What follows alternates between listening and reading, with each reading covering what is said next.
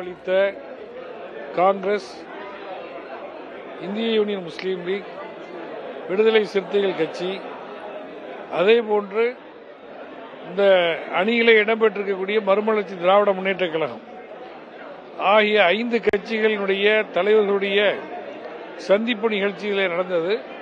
இந்த கூட்டத்தில் தமிழக வெற்றிக் கழகத்தினுடைய தலைமையிலான ஒரு கூட்டணியை உருவாக்க வேண்டும், அந்த கூட்டணிக்கு ஒரு பெயரை வைக்க வேண்டும், கூட்டணியை ஒருங்கிணைப்பதற்கு ஒரு ஒருங்கிணைப்பாளரை நியமிக்க வேண்டும், இதேபோன்று அனைத்து மாவட்டங்களிலும் ஒருங்கிணைப்பாளர்களை நியமிக்க வேண்டும்.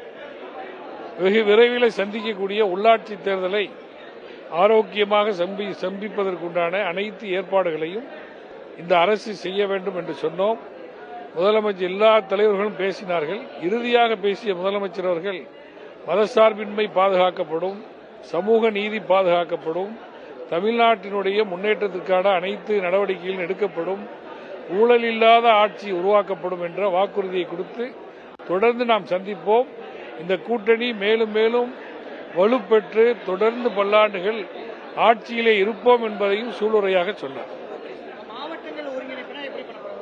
இங்க கட்சிகள் தலைவர்கள் சேர்ந்த மாதிரி ஒவ்வொரு மாவட்டத்திலையும் அப்பதான் அந்த பணிகளை நம்ம வேகமாக செய்ய முடியும். அந்த அடிப்படையில் அந்த கருத்தை நாம் சொல்லியிருக்கோம்.